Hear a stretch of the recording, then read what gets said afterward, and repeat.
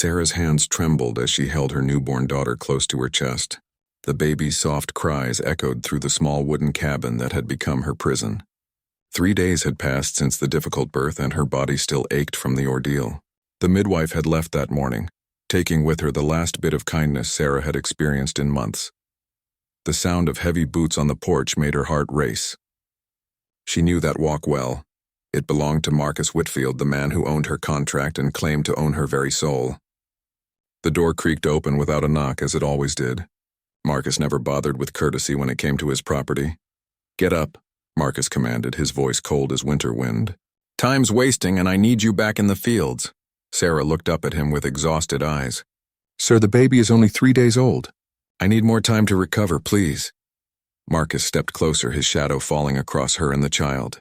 He was a large man with calloused hands and a face weathered by years of frontier living. His eyes held no mercy, only the calculating look of someone who saw people as nothing more than tools to be used. "You think having a baby changes anything?" he sneered. "You still owe me 4 more years on your contract. That brat doesn't change the terms of our agreement." The words hit Sarah like physical blows. She had come to the Arizona territory with such hope 2 years ago. Her husband had died of fever back in Missouri, leaving her with nothing but debts. When Marcus offered to pay her passage west in exchange for 7 years of work, it seemed like salvation. She had no idea she was trading one kind of death for another. Life on Marcus's ranch was harder than anything she had imagined. He worked her from dawn until dusk, gave her barely enough food to survive, and treated her worse than his livestock. The other workers were men who kept their heads down and minded their own business. None dared to cross Marcus or help her. The pregnancy had been unexpected and unwanted, the result of Marcus forcing himself on her during a drunken night 6 months ago. When she told him about the baby, he had laughed and said it would just mean another worker for his ranch in a few years. Now, looking at her innocent daughter, Sarah felt something fierce awaken in her chest. This tiny person deserved better than a life of servitude. She deserved freedom, hope, and a chance to choose her own path. "I can't work yet," Sarah said, surprised by the strength in her own voice. "I'm still bleeding and the baby needs me." Marcus's face darkened with rage. He grabbed Sarah by the arm and yanked her to her feet, causing her to cry out in pain. The baby began wailing at the sudden movement. "You'll work when I say you work," he growled. "And if you can't handle field work, I'll find other ways for you to earn your keep. There are men in town who would pay good money for time with a woman, even one who just had a baby." The threat hung in the air like poison. Sarah had heard whispers about other women in similar contracts who had been forced into that kind of work. The thought of it made her stomach turn, but she also knew Marcus was capable of anything. That night, alone in her cabin with her daughter, Sarah made a decision that would change everything. She couldn't escape. Marcus had made sure of that by isolating the ranch miles from the nearest town and keeping careful watch on his workers. But she could plan, she could hope, and she could prepare for any opportunity that might come her way. She named her daughter Hope, whispering the name into the darkness as she nursed the baby. It was a dangerous name to choose, almost like a prayer sent up to whatever God might still be listening. Hope for freedom, hope for a better life, hope for the impossible. The next morning brought new cruelties. Marcus appeared at her door with chains, actual iron shackles that he locked around her ankles. The metal was cold and heavy, and the chains were just long enough to let her work but not long enough to run. "These will remind you of your place," he said with satisfaction. "Try to run now and you won't get far." Sarah looked down at the chains and felt something break inside her chest. Not her spirit, that remained intact, but her last illusion that Marcus saw her as human. She was property to him, no different from his horses or cattle. As she worked in the vegetable garden behind the main house, her baby strapped to her back in a makeshift carrier, Sarah watched the horizon. The desert stretched endlessly in all directions, broken only by red rock formations and the occasional dust devil dancing across the sand. Other workers gave her pitying looks but said nothing. They had their own contracts to fulfill, their own survival to worry about. In this harsh land, everyone was just trying to make it through another day. But Sarah was different now. Motherhood had awakened something fierce and protective in her. She would not let her daughter grow up in chains. She would not let Hope become another piece of property for Marcus to use and abuse. That evening, as she sat in her cabin with Hope sleeping peacefully beside her, Sarah made a vow. She would find a way out of this nightmare no matter what it took. She would break these chains literally and figuratively and give her daughter the freedom she deserved. Little did she know that her salvation would come from the most unexpected source, a stranger whose own story of loss and redemption would become intertwined with hers in ways she could never imagine. The desert was vast and unforgiving, but it also held secrets and possibilities that Marcus Whitfield had never considered. The chains around her ankles clinked softly as Sarah moved around the small cabin, preparing for another night of restless sleep and impossible dreams. Tomorrow would bring new challenges, new humiliations, and new reasons to despair, but it might also bring hope. 3 weeks after Hope's birth, Sarah had settled into a painful routine. Each morning, she would wake before dawn to tend to her daughter, then struggle to her feet with the heavy chains dragging at her ankles. The iron had rubbed her skin raw in several places, leaving wounds that never quite healed in the desert heat and dust. Marcus had grown more demanding as the days passed. He seemed to take pleasure in watching her struggle with the chains, often adding extra tasks just to see her stumble and fight for balance. The other workers had learned to avoid looking in her direction when he was around. On this particular morning, something was different. Sarah could hear voices coming from the main house, not just Marcus's usual gruff tone, but other voices she didn't recognize. One was speaking a language she had never heard before, full of sounds that seemed to flow like water over stones. As she worked in the garden, trying to keep Hope quiet in the carrier on her back, she caught glimpses of the visitors. There were 3 men standing near the porch with Marcus. 2 appeared to be white traders or businessmen, dressed in dusty but decent clothes. The third man was different. He was tall and lean, with long black hair that hung loose around his shoulders. His skin was bronze from years in the desert sun, and he moved with a quiet grace that reminded Sarah of the wild animals she sometimes glimpsed at the edge of the property. Everything about him seemed alert and watchful, as if he was constantly aware of every sound, every movement around him. This man was Apache, Sarah realized with a start. She had heard stories about the Apache people from the other workers, tales that were usually filled with fear and misunderstanding. But looking at this man, she saw no monster from frontier stories. Instead, she saw someone who carried himself with dignity, despite whatever circumstances had brought him to Marcus's ranch. "That one's causing me nothing but trouble," Marcus was saying, his voice carrying across the yard as he gestured towards Sarah. "Can't work properly with the baby, always complaining about something. Might be better to just cut my losses." One of the white men shook his head. "Contract labor's valuable out here, Whitfield. Even difficult workers are worth keeping." "Not when they're more trouble than they're worth," Marcus replied. "Besides, I've got other plans for handling difficult workers." The threat in his voice made Sarah's blood run cold. She had learned to read the subtle changes in Marcus's tone, and this was the voice he used when planning something particularly cruel. The Apache man had been silent throughout the conversation, but now he stepped forward slightly. When he spoke, his English was clear and precise, though accented with the musical quality of his native tongue. "What is her debt?" he asked simply. Marcus looked surprised by the question. "What's it to you? How much does she owe?" the Apache man repeated, his dark eyes fixed on Marcus's face. 4 years left on a 7-year contract," Marcus said suspiciously, "plus room, board, and medical expenses. Why?" The Apache man reached into a leather pouch at his side and pulled out a small collection of items.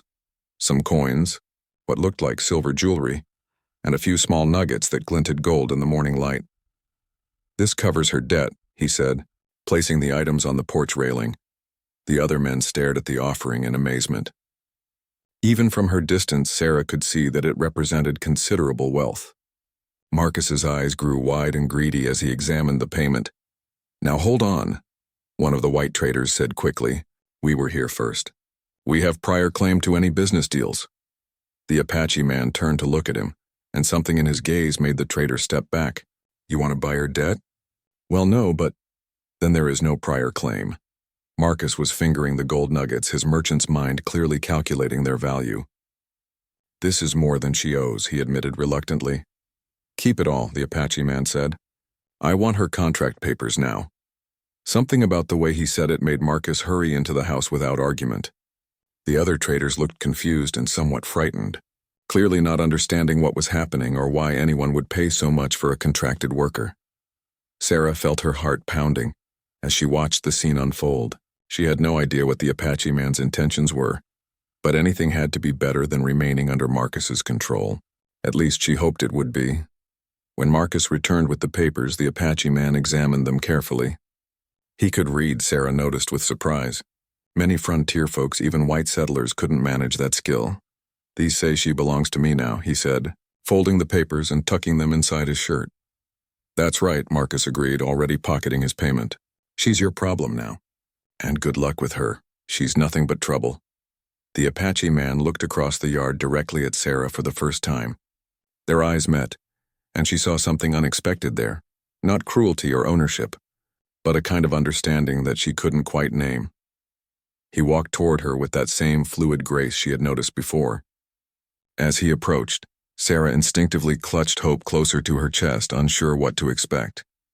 Every story she had heard about captivity flashed through her mind, but when he reached her, he simply knelt down and examined the chains around her ankles. His fingers traced the raw wounds where the iron had chafed her skin, and she saw his jaw tighten with what looked like anger. "Do you have the key to these?" he called back to Marcus. "Lost it," Marcus lied smoothly. "You'll have to break them off." The Apache man studied the locks for a moment, then reached into his pouch again. This time he pulled out a set of small metal tools that Sarah didn't recognize. Within minutes he had both locks open, and the chains fell away from her ankles with a sound like liberation itself. Sarah gasped as she felt the weight lift from her legs. For the first time in weeks she could stand without the constant drag of iron. Her legs trembled. Whether from relief or fear, she couldn't tell. The Apache man stood and looked down at her with those dark, intelligent eyes. "Can you walk?" Sarah nodded, not trusting her voice. Hope stirred in the carrier, making small sounds that might have been distress or simply baby conversation. "Then we go now," he said simply. As they walked away from Marcus's ranch, Sarah looked back once at the place that had been her prison.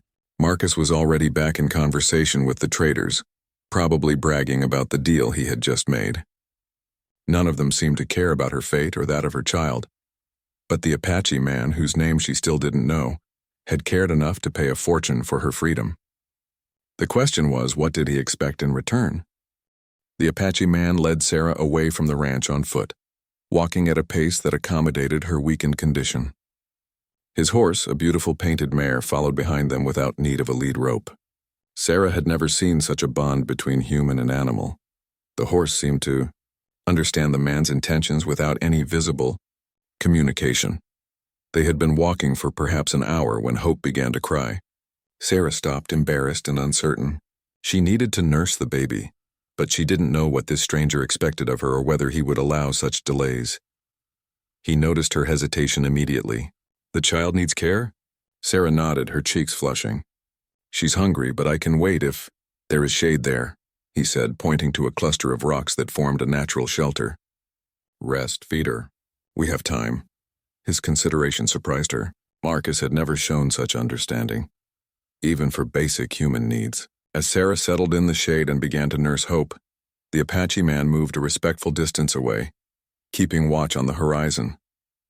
"What is her name?" he asked after a few minutes. "Hope," Sarah replied softly. He nodded as if the name made perfect sense to him. "Hope is good. Names have power. What's your name?" Sarah asked, emboldened by his gentle tone. "My Apache name would be difficult for you to say. The trading posts know me as Joseph." He paused, then added, "But my people call me Man Who Walks Between Worlds." The name sent a shiver through Sarah, though she couldn't say why. There was something almost mythical about it, as if she had stepped into one of the stories her grandmother used to tell about spirits and magic. "Why did you buy my contract?" she asked, voicing the question that had been burning in her mind since they left the ranch. Joseph was quiet for so long that Sarah wondered if he had heard her. When he finally spoke, his voice carried a weight of old pain. "I had a wife once. She was taken by men like Whitfield, sold to work in a place far from our people, far from everything she knew." He picked up a handful of sand and let it run through his fingers. "I never found her. Never got the chance to bring her home. The simple words painted a picture of loss that made Sarah's heart ache. She thought about her own captivity, her own separation from everything familiar, and began to understand. "I'm sorry," she whispered. She died in that place, alone and far from the sky she loved. Joseph's eyes met Sarah's across the small distance between them. "When I saw you in chains with a child who needs her mother, I saw her. I saw the chance I never had." Sarah felt tears gathering in her eyes. This man had spent a fortune, probably everything he had, to save a complete stranger because of love for someone he had lost. The generosity of it overwhelmed her. "But what happens now?" she asked. "I have nowhere to go, no money, no family. I don't know how to survive out here." "You learn," Joseph said simply. "My people will teach you if you want to learn." The offer hung in the air between them like a bridge over an impossible chasm. Sarah had heard the stories white settlers told about the Apache, tales of savagery and violence that painted them as monsters. But the man sitting across from her bore no resemblance to those frightening stories. "Your people would accept me." "A white woman with a baby?" Joseph's smile was sad but genuine. "My people know what it means to be cast out, to be hunted, to have your children taken from you. We know the value of protecting those who need protection." As they resumed walking, Joseph began to tell Sarah about his life. He had been born into the Chiricahua Apache, but had spent years moving between the Apache world and the white world, learning both languages and customs. It was this ability that had made him valuable as a trader and negotiator, but it had also left him somewhat apart from both communities. "The white men call me civilized because I speak their language and understand their ways," he said, "but I am Apache in my heart, in my spirit. I follow the old paths when I can." He told her about the hidden canyon where his small band lived, a place where traditional ways were still practiced, despite the pressure from soldiers and settlers who wanted all Apache people moved to reservations. It was a precarious existence, requiring constant vigilance and the ability to move quickly when necessary. "It is not an easy life," he warned Sarah. "There is always danger. The soldiers patrol these lands looking for any Apache who will not surrender to reservation life, and some white settlers shoot first and ask questions later." Sarah looked down at Hope, who was sleeping peacefully in her arms. The baby looked so innocent, so trusting. Was she condemning her daughter to a life of constant fear and running?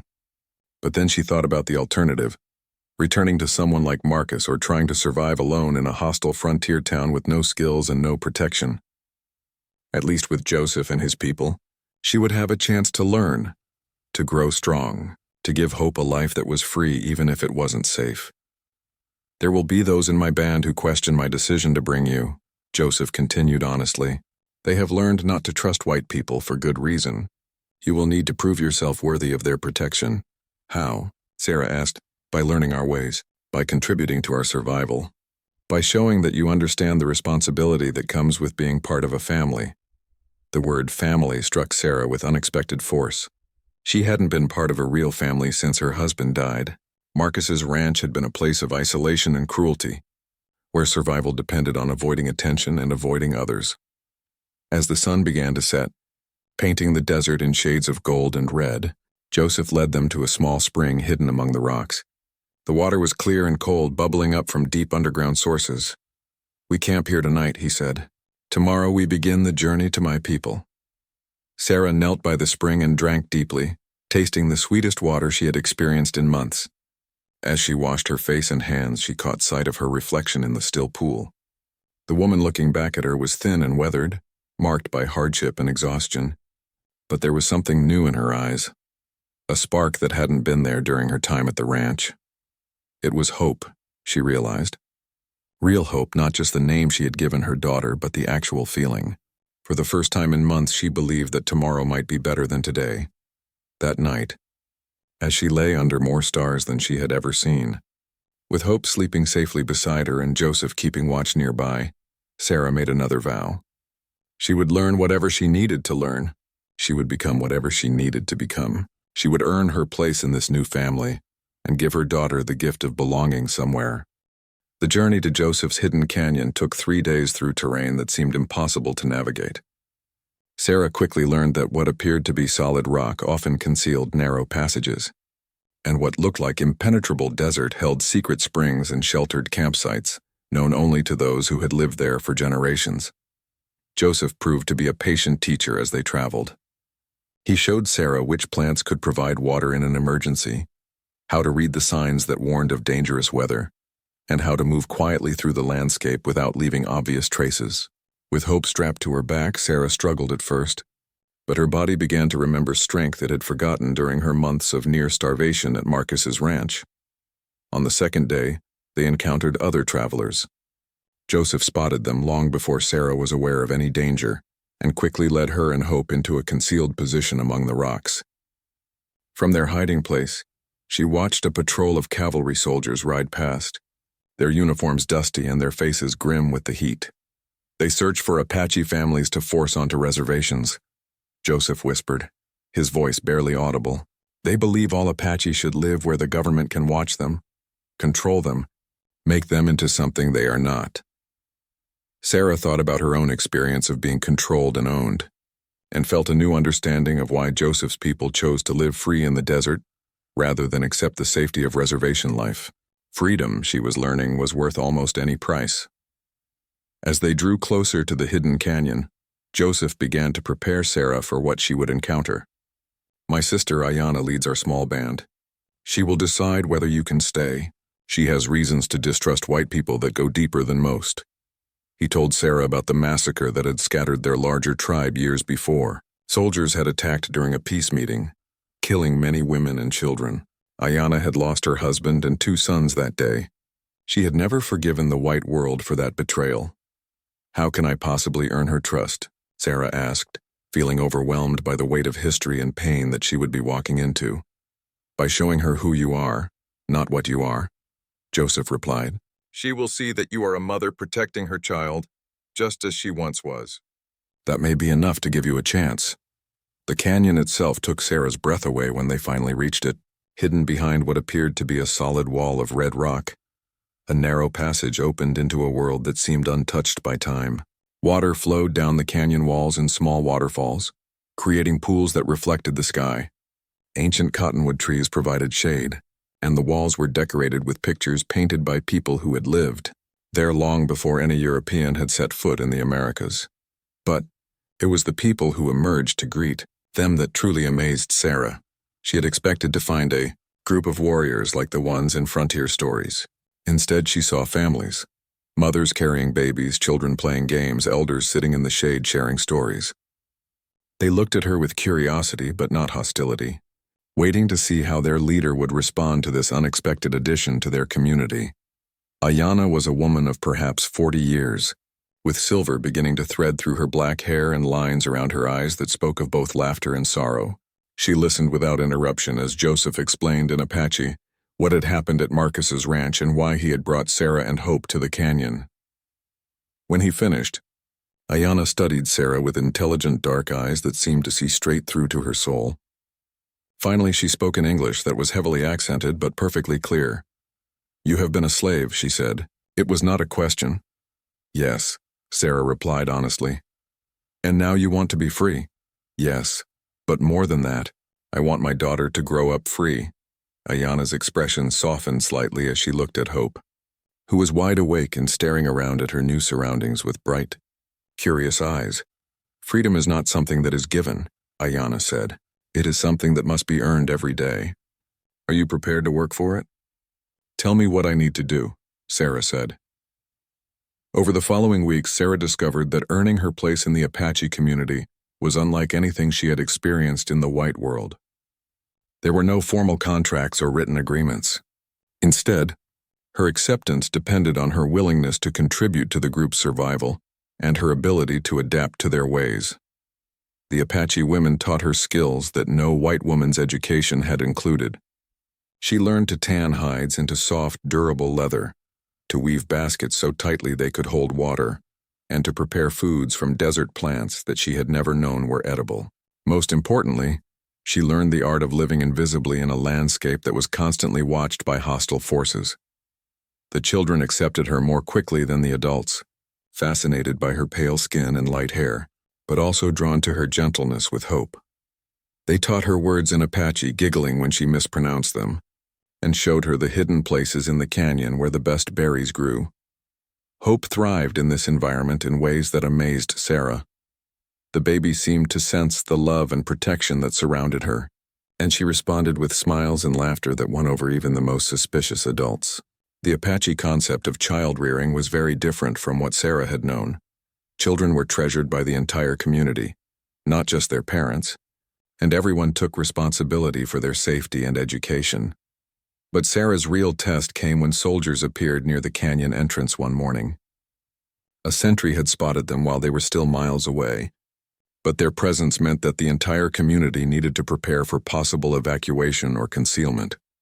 Without being asked, Sarah gathered the children and led them to the deepest part of the canyon, where caves provided both hiding places and alternate escape routes.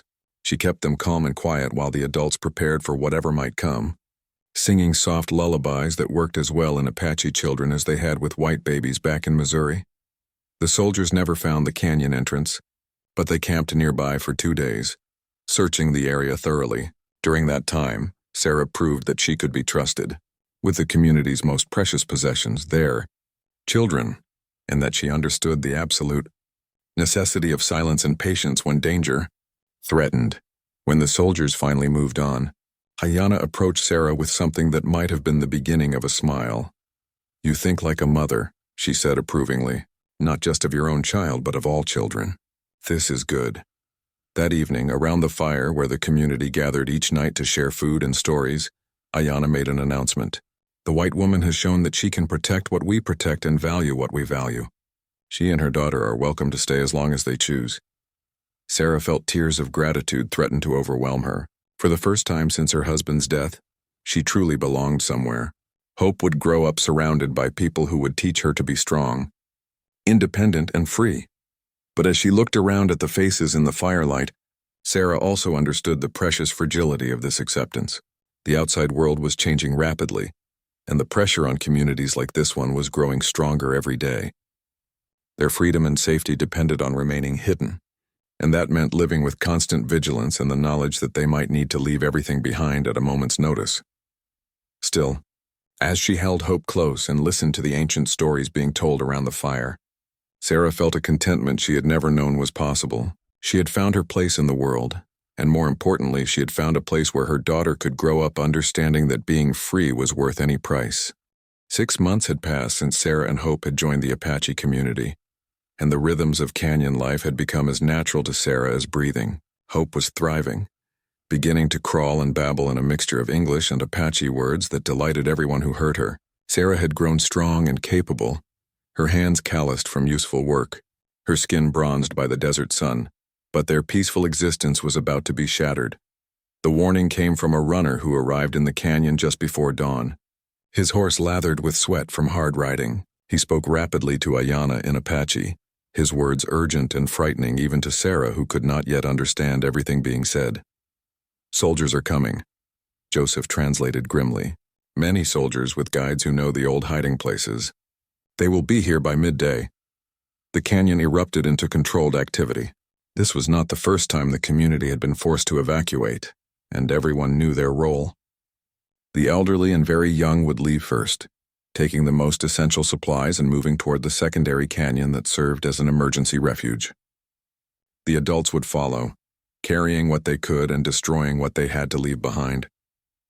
Sarah found herself assigned to help with the children, a responsibility that both honored and terrified her.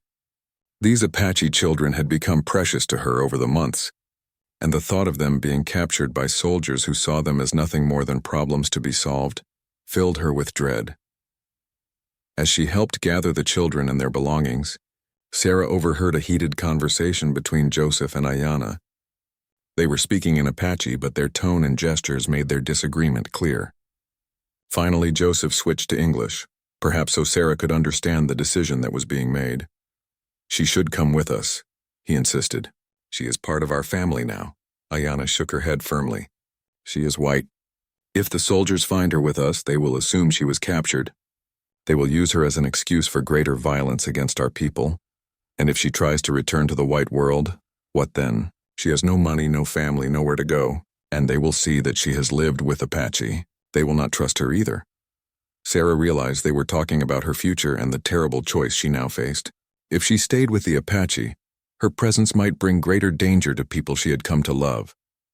If she left, she would be alone in a world that would never accept her again. "What if I don't go with you, but I also don't return to the white settlements?" Sarah interrupted, speaking directly to Ayanna. "What if I find my own place somewhere in between?" Both Apache leaders stared at her as if she had suggested something impossible. "There is no place in between," Ayanna said. "You are either with your people or with ours. The white world and the Apache world do not touch safely." But Joseph was looking at Sarah with a thoughtful expression. "There are trading posts," he said slowly. "Places where both worlds meet for business. People there ask fewer questions about a person's past." "I could work," Sarah said, the idea gaining strength as she spoke. "I know both worlds now. I speak some Apache.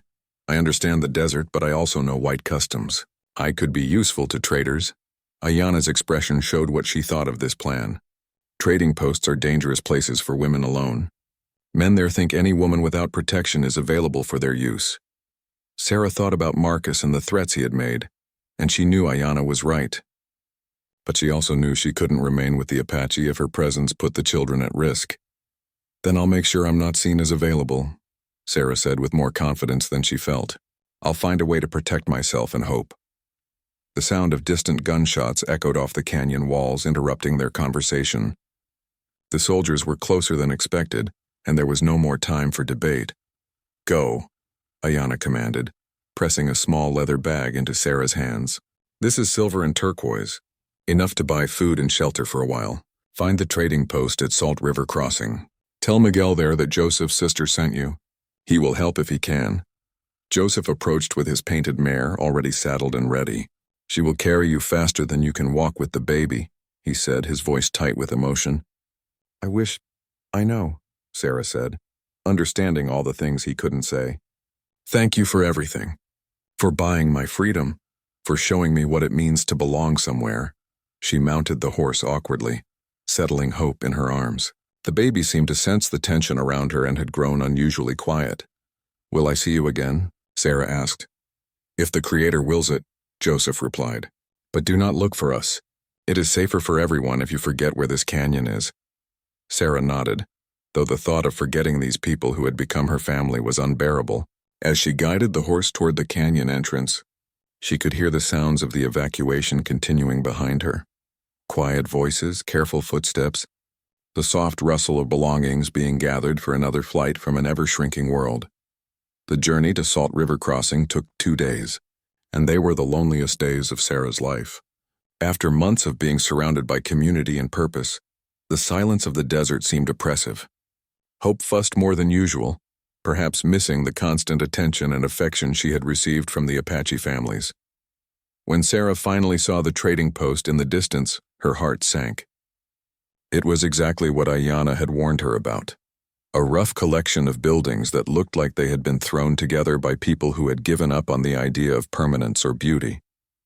Men lounged in the shade, drinking and gambling, their eyes following her approach with uncomfortable interest. The proprietor, Miguel, was a weathered Mexican man with kind eyes and careful manners. When Sarah mentioned Joseph's sister, his expression shifted from wariness to something approaching respect. "Ayanna saved my nephew from soldiers 3 years ago," he explained in accented English. "I owe her a debt. What do you need?" Sarah explained her situation as carefully as she could, leaving out details that might endanger the Apache community.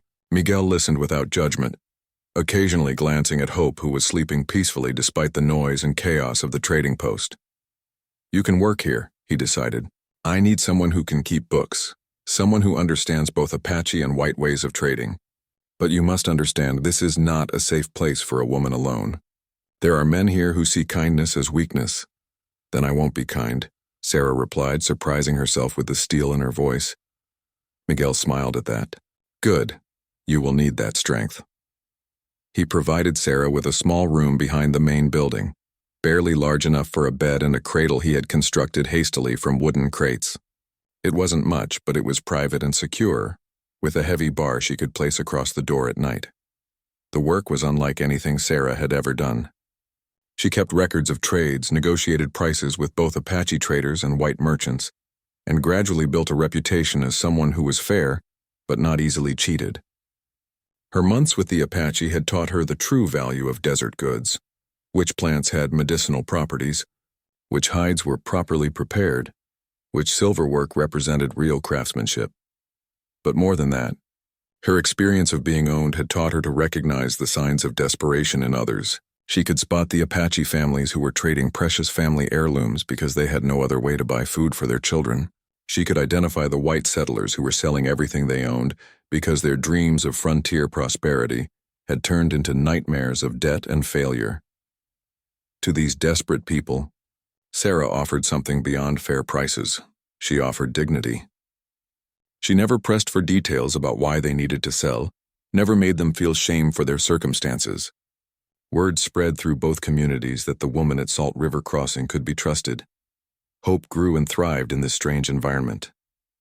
The mix of cultures at the trading post meant she heard Spanish, Apache, and English every day, and she began to babble in all three languages. The vaqueros taught her to clap her hands to their guitar music, while Apache women showed her how to weave grass into small baskets. But Sarah never forgot that their safety depended on maintaining a careful balance. She was neither fully Apache nor fully white, and that meant she belonged completely to neither world. There were white customers who muttered about her savage associations, and Apache traders who remained suspicious of her pale skin and blue eyes. The real test came when a group of cavalry officers arrived at the trading post, asking questions about Apache movements and demanding to know if Miguel had seen any white captives. Sarah's heart pounded as she served them coffee and listened to their conversation, but she kept her expression neutral and her answers vague. "Haven't seen any captives," Miguel told them truthfully, "but if I do, I'll be sure to let you know." The officers studied Sarah carefully, clearly wondering about her story. One of them, a young lieutenant with suspicious eyes, asked her directly where she had come from. "Missouri originally," Sarah replied, which was true enough. "My husband died and I came west looking for work." "And the child's father?" Sarah met his gaze steadily. "Also dead. Fever took him before she was born." It wasn't entirely a lie. The man who had fathered Hope was dead to her, and she had no intention of ever claiming Marcus as Hope's father. The lieutenant seemed satisfied with her answer, or perhaps simply bored with the questioning.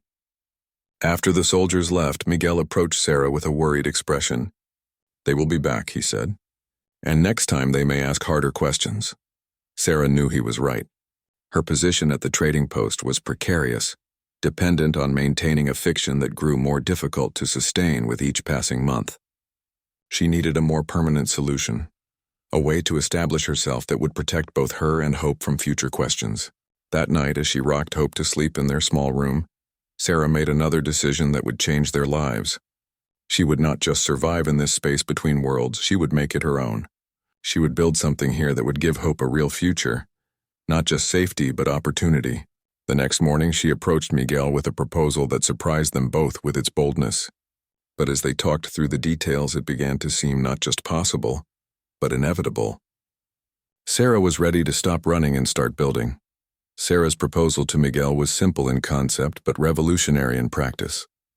She wanted to expand the trading post into something more than just a place where desperate people sold their possessions. She envisioned a genuine marketplace where both Apache and white communities could trade fairly, where information could be exchanged safely, and where people like herself, those who belonged fully to neither world, could find a place to build their lives.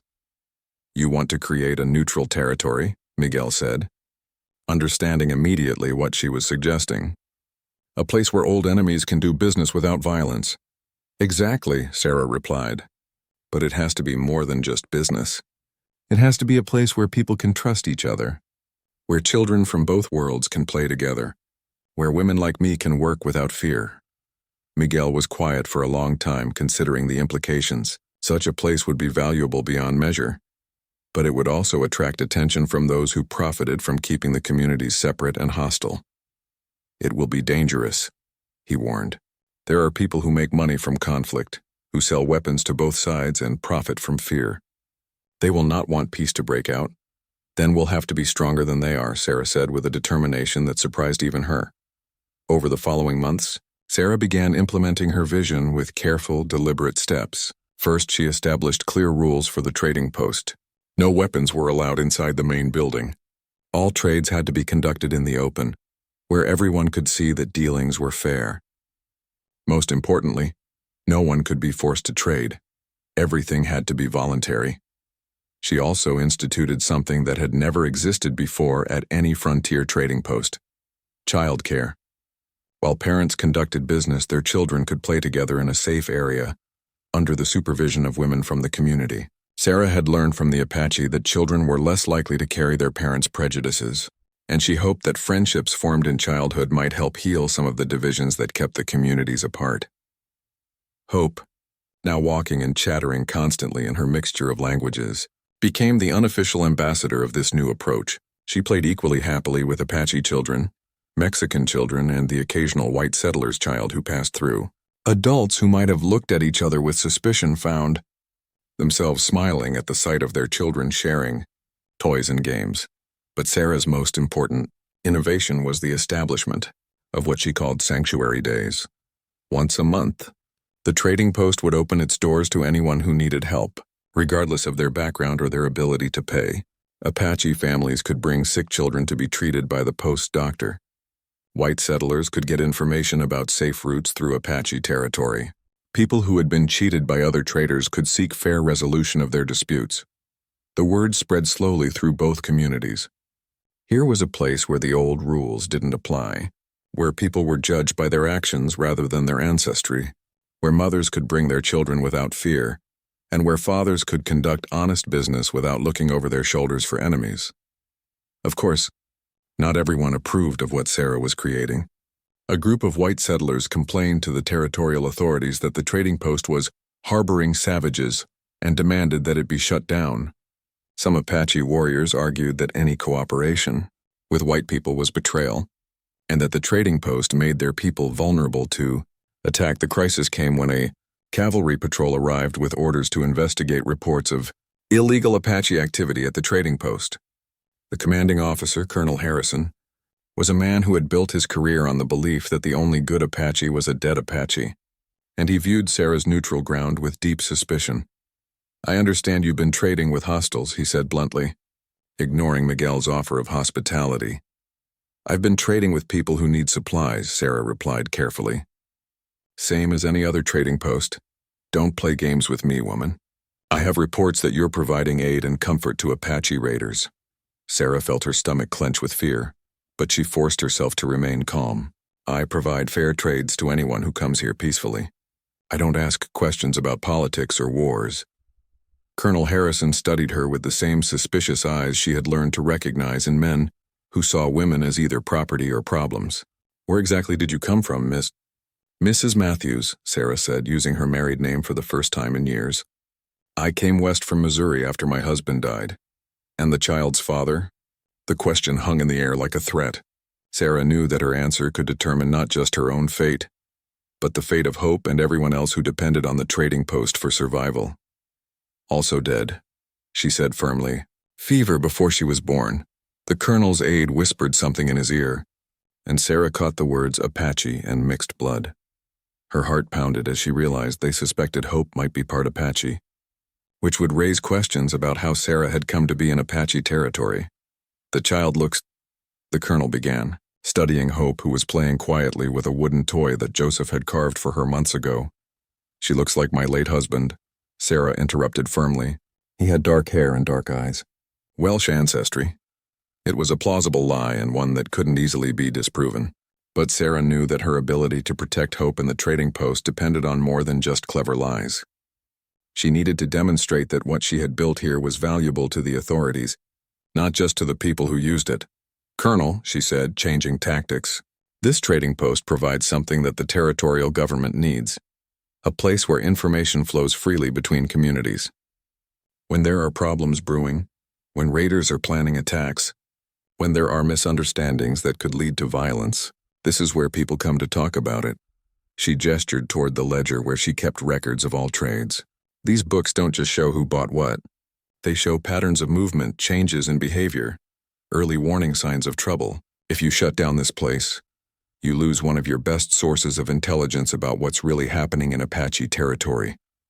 Colonel Harrison looked interested despite himself. Intelligence was valuable on the frontier, where the difference between peace and war often came down to advance warning of trouble. "Show me," he commanded. Sarah opened the ledger and pointed to entries from the past several weeks. "See this pattern? Apache families trading more weapons and horses than usual, but fewer everyday goods. That suggests they're preparing for extended travel, possibly to join other bands. And here, white settlers selling livestock quickly, often below market value. That indicates they're planning to leave the area, which usually means they've heard rumors about possible Apache raids."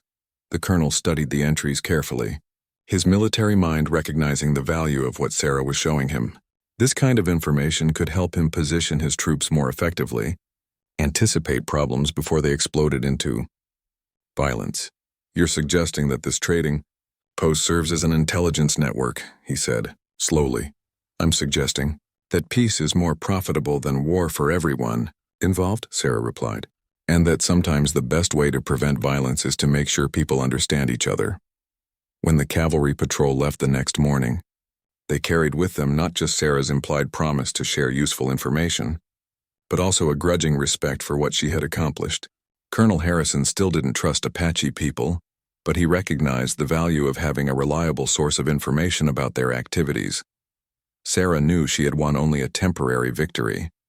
The balance she maintained was fragile, dependent on her ability to serve multiple masters without betraying any of them completely. But for now, Hope was safe. The trading post was secure, and the community she had built could continue to grow. That evening, as she tucked Hope into bed, Sarah reflected on how far they had come from that terrible day when she was chained and broken at Marcus's ranch. She had not just found freedom, she had created it, built it with her own hands and determination. And more importantly, she had created a place where Hope could grow up understanding that the world's divisions were not permanent, that people from different backgrounds could choose to trust and help each other. The future was still uncertain, but for the first time since her husband's death, Sarah believed that tomorrow would be better than today. 2 years had passed since Colonel Harrison's visit, and the trading post at Salt River Crossing had grown into something that exceeded even Sarah's original vision. What had started as a desperate plan for survival had become a thriving community that drew people from hundreds of miles away. Hope, now 3 years old, was a living symbol of everything the trading post represented. She spoke Apache, Spanish, and English with equal fluency, and had friends among all the communities that used the post. Watching her play with children of different backgrounds, Sarah often marveled at how naturally children accepted differences that adults found threatening. The success of the trading post had brought prosperity, but also new challenges. Sarah now employed 6 people full-time and provided seasonal work for dozens more. She had established relationships with suppliers as far away as Santa Fe and San Francisco, and the territorial government had officially recognized the post as a legitimate business enterprise. But success had also brought attention from people who saw opportunity in what Sarah had built. Land speculators wanted to buy the property and turn it into a traditional frontier town. Military contractors tried to convince her to sell exclusively to the army. Even well-meaning missionaries arrived periodically, wanting to use the post as a base for converting Apache people to Christianity. Sarah had learned to navigate these pressures with the same careful diplomacy she used in all aspects of her life. She accepted some requests, politely declined others, and always made sure that any new arrangements preserved the essential character of the post as a neutral ground, where all people were welcome. The real test of everything she had built came on a day that started like any other. Sarah was reviewing supply lists when Miguel burst into her office with news that made her blood run cold. "Soldiers are coming," he said urgently, "but not our usual patrol. These are different soldiers with Apache scouts, and they're moving fast." Sarah felt the familiar chill of danger that she had learned to recognize during her time with Joseph's people. "How many?" "Too many to count from here. But Sarah, there's something else. One of the Apache scouts, I think it might be someone you know." Sarah's heart began racing as she followed Miguel outside. In the distance, a dust cloud marked the approach of the military column. As they drew closer, Sarah could make out individual figures on horseback. The soldiers wore the blue uniforms of the cavalry, but the Apache scouts riding with them were dressed in traditional clothes. When the column reached the trading post, Sarah gasped in recognition. One of the Apache scouts was Joseph. But this was not the same man who had bought her freedom years ago. Joseph looked older, more weathered, and there was a weariness in his posture that spoke of difficult choices and painful compromises. When he dismounted, she could see that he carried himself like someone who bore a heavy burden. The commanding officer, a Captain Sarah didn't recognize, approached with the brisk efficiency of someone conducting official business. "Mrs. Matthews, I'm Captain Burke. I understand you maintain records of Apache trade activities in this area." "I maintain records of all trade activities," Sarah replied carefully. "What can I help you with?" "We're looking for information about a band of Apache who have been raiding settlements to the south. Our scouts believe they may have traded here recently." Sarah felt the familiar tension of trying to serve multiple communities without betraying any of them. She glanced at Joseph, but his expression gave nothing away. "I'd be happy to review my records with you," she said, "but you should know that many Apache families trade here, and the vast majority are peaceful people just trying to provide for their children." As Captain Burke examined her ledgers, Sarah found an opportunity to speak quietly with Joseph. They moved to a corner of the trading post where they could talk without being overheard. "What are you doing with these soldiers?" she asked in a low voice. Joseph's answer came in Apache, which he knew she could understand but which wouldn't be comprehensible to the soldiers. "My people are dying, not from bullets, from hunger. The reservation cannot feed everyone, and the government promises never come true. I scout for the army to earn money to buy food for the children." Sarah felt her heart break for this man who had once saved her life, now forced to work for the same army that hunted his people. But she also understood the impossible choices that survival sometimes demanded. "Is there anything I can do?" she asked. Joseph looked around the trading post, taking in the peaceful scene of people from different communities conducting business together. "You have already done more than you know. This place gives hope to people who have forgotten what hope looks like." Their conversation was interrupted by an excited shout from Hope, who had spotted Joseph and was running toward him with the fearless enthusiasm of a 3-year-old. Joseph's weathered face broke into the first genuine smile Sarah had seen from him that day, as he knelt down to receive Hope's enthusiastic hug. "Uncle Joseph," Hope said in Apache, using the title of respect she had learned during their time in the canyon. "Did you bring me a present?" Joseph reached into his pouch and pulled out a small carved horse painted in bright colors. "I always bring presents for my favorite little warrior," he said, switching to English for the benefit of any soldiers who might be listening. Captain Burke looked up from the ledgers with an expression of interest. "You know this child?" "I know many children who come to the trading post," Joseph replied diplomatically. "This is a place where all families are welcome."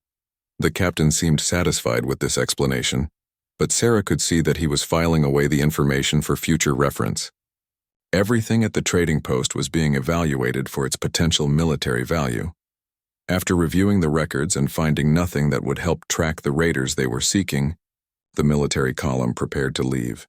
But before they departed, Captain Burke had a private conversation with Sarah that revealed new dangers on the horizon. "Mrs. Matthews, I want you to know that the territorial government is very pleased with the intelligence this trading post provides. So pleased, in fact, that they're considering establishing a permanent military presence here." Sarah felt her carefully built world begin to tremble. A permanent military presence would destroy everything she had created. Apache families would stop coming if soldiers were permanently stationed here.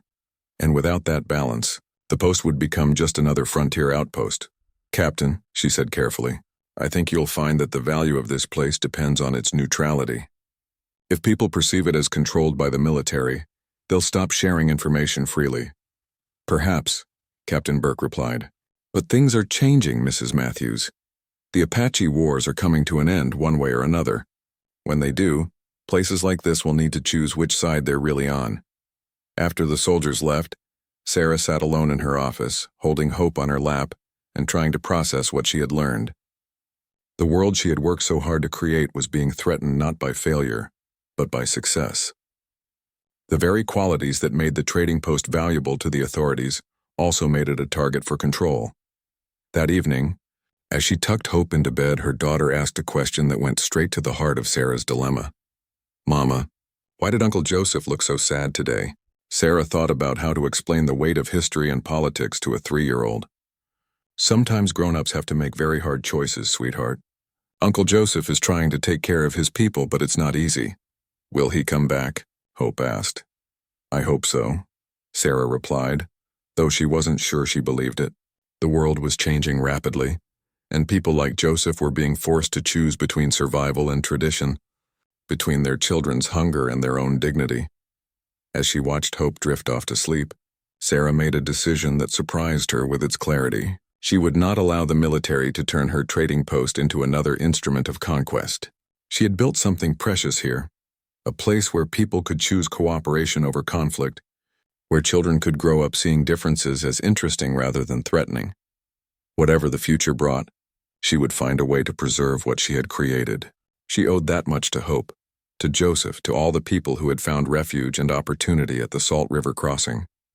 She had been chained and broken once, but she had learned to forge her own freedom. Now she would fight to protect that freedom for others.